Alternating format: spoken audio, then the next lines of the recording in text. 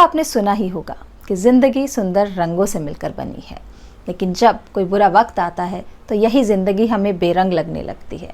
लगता है जैसे ये रंग बिखर रहे हैं। दतिया की रहने वाली एकता नाहर के साथ भी कुछ ऐसा ही हुआ। एकता की ज़िंदगी में एक ऐसा बुरा दौर आया जब वो डिप्रेशन में चली गई, लेकिन फिर एकता ने इस डिप्रेशन के अंधेरे से निकलने के लिए रंगों को चुना।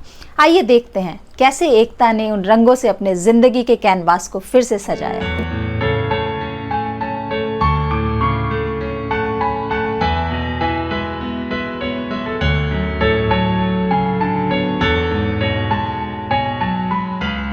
2017 की बात है, शादी हुई थी मेरी। और शादी के बाद चीज़ें बहुत जल्दी बहुत ख़राब हो गई। घर वालों को मैं बता नहीं सकती थी, क्योंकि वही डर कि अभी तो शादी हुई है और अभी 2 महीने भी नहीं हुए, कैसे उनको बताऊं कि चीज़ें इतनी ज़्यादा ख़राब हैं, या फॉल्स प्रॉमिसेस थे। तो मैंने एक फ़ैसला किया उस वक्त कि मैं घर से चली गई। और घर से जाने के बाद मुझे लगा कि चीज़ें ठीक हो जाएंगी। शायद होता है ना कि शायद आपको रियलाइज़ हो और कोई माफ़ी मांग लेता है सामने से कि अब चीज़ें ठीक होंगी, पर वो नहीं हुआ।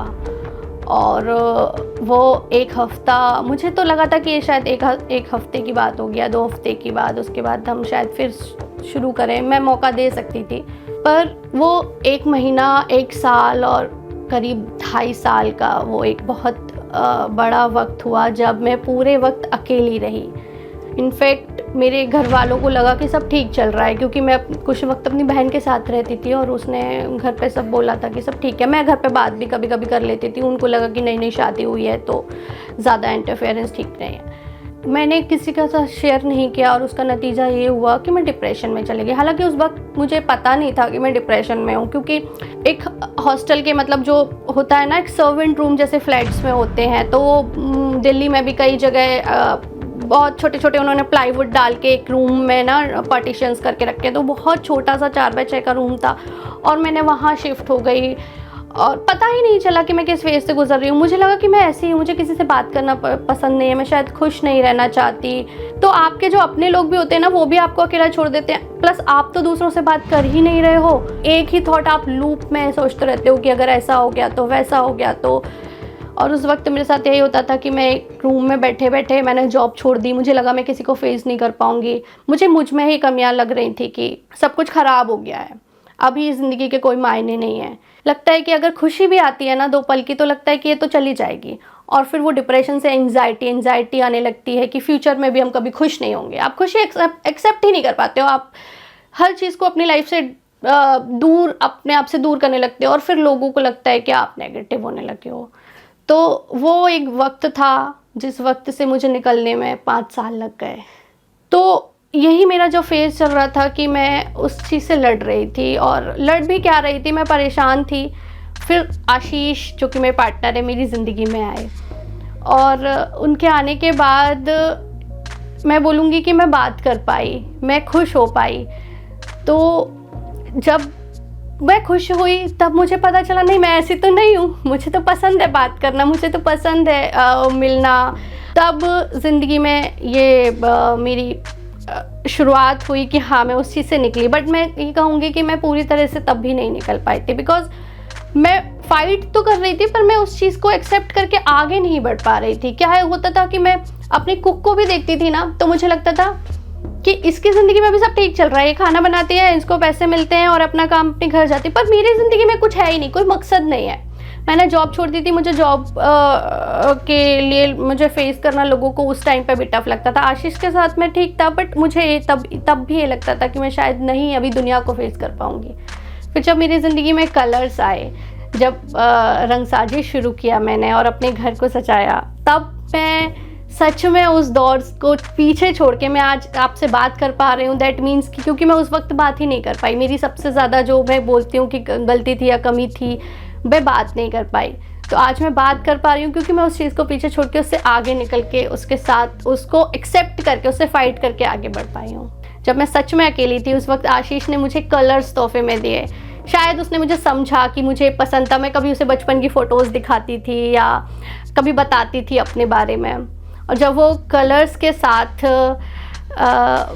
मैंने घर की ही कुछ स्क्रैप चीज़ें, क्योंकि कुछ ऐसा बजट नहीं था कि पेंटिंग करनी है, कुछ ऐसा सोचा नहीं था। मैंने घर की कुछ स्क्रैप चीज़ों के साथ, जो कि हम स्क्रैप में दे रहे थे, उनको ही निकाल के, जैसे टूटा हुआ तवा है या कुछ लकड़ी के टुकड़े हैं, मैंने उनको पेंट किया। मुझे बहुत अच्छा लगा, बाकी लोगों को भी अच्छा लगा जब आते थे। तो फिर मैंने सोचा जो मैं अपनी ज़िंदगी सजा रही हूँ, उन्हीं रंगों से मैं दूसरों की ज़िंदगी भी सजाती हूँ, दूसरों के घरों को सजाती हूँ। इस तरह से फिर रंगसाजी शुरू हुआ।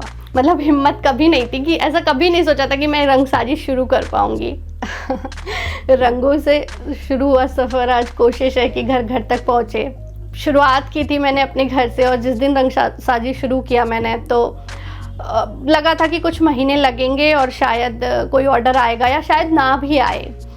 तो डे 1 ही जब मुझे फ़र्स्ट ऑर्डर आया, पता नहीं उनको ट्रस्ट था कि तुम बस ये बना दो मेरे लिए। और जब फर्स्ट ऑर्डर आया तो कॉन्फिडेंस बढ़ा। और उसके बाद जिस तरह से मैं अपने घर को सजाती थी, मुझे जो लगता है कि एहसासों से सजाना अपने घर को, अपनी ही, जैसे कोई एल्बम होती है तो हम देखते हैं और हमें लगता है, क्योंकि वो हमारे लिए स्पेशल होती है हमारी एल्बम, तो मुझे लगता है हमारा घर भी वैसा ही, सिर्फ एक एल्बम में ही हमारी यादें क्यों रहे, हमारा घर भी हमारे एहसासों से सजा हुआ हो। तो मुझे कभी नहीं पसंद था कि मार्केट से कोई वाज ला दिया या फ्रेम्स लगा दिया या इस तरह से। तो मैंने अपने रंगों से जब अपने घर को सजाया, तो फिर मुझे लगा ये जज्बात मुझे दूसरों के घरों तक भी ले जाना है। फिर किचन, जो कि हमारा एरिया है, एक बहुत नेगलेक्टेड एरिया होता है डेकोर के, उसमें जबकि घर की जो महिलाएं हैं ज़्यादातर उसमें वक्त गुजारती हैं, तो मैंने वहाँ से किचन डेकोर शुरू किया कि वहाँ छोटी छोटी चीज़ें जो पॉजिटिविटी से भरी हों, हैप्पीनेस लोग लाइफ में लगे। सुबह कोई मम्मा या चाय बनाने जा रही है तो वो उस लाइन को पढ़ के उनको हमेशा खुशी हो। तो इस तरह से फिर मैंने रंगसाजी के जब भी ऑर्डर्स आए तो लोगों के घरों को सजाना शुरू किया। फिर धीरे धीरे इंडिया के बाहर से भी ऑर्डर्स मुझे मिलने लगे, बल्क ऑर्डर मिले।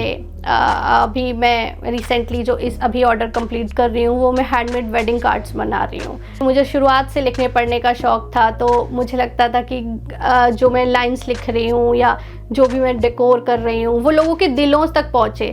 तो या कोई किसी को अपनी बात कहना चाह रहा है, वो एहसास जो हम ग्रीटिंग कार्ड में लिख के देते हैं, तो वो सब मैंने होम डेकोर से जोड़ा।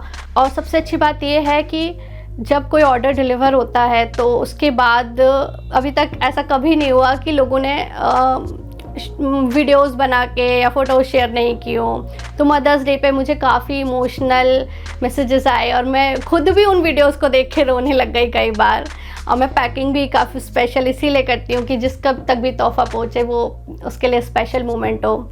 और रंगसाजी की यही कोशिश है कि घर घर तक रंग पहुँचें, खुशियाँ पहुँचें। रंगसाजी की वेबसाइट है रंगसाजी.com, रंगसाजी का पेज इंस्टाग्राम फेसबुक पर पेज है, वहीं से मुझे ऑर्डर्स आते हैं। अभी तक मार्केटिंग पर मैंने खुद ही सारी मार्केटिंग की है, जो भी किया है, कोई भी मार्केटिंग पर मैंने इन्वेस्ट नहीं किया है। आप किसी भी उम्र में कभी भी जब आपको लगता है कि ज़िंदगी में आपको अब आगे बढ़ना है या इस डायरेक्शन में कुछ करना है, आप वहाँ से शुरू कर सकते हो।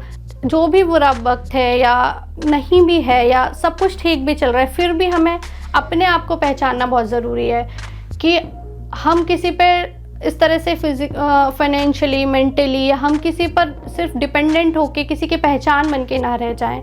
मैंने तो बिल्कुल ज़ीरो बजट से स्टार्ट किया था, 5000 रुपीज़ से भी कम से मैंने स्टार्ट किया था। और दूसरी चीज़ ये कि बात लोगों के दिल तक पहुंचनी चाहिए। जो आप अपने, भले आप कुकिंग करते हो, भले ही आप कोई स्पोर्ट्स के, कोई भी आप जो भी आप बिज़नेस करना चाहते हैं, आपके दिल की बात लोगों तक पहुंचनी चाहिए।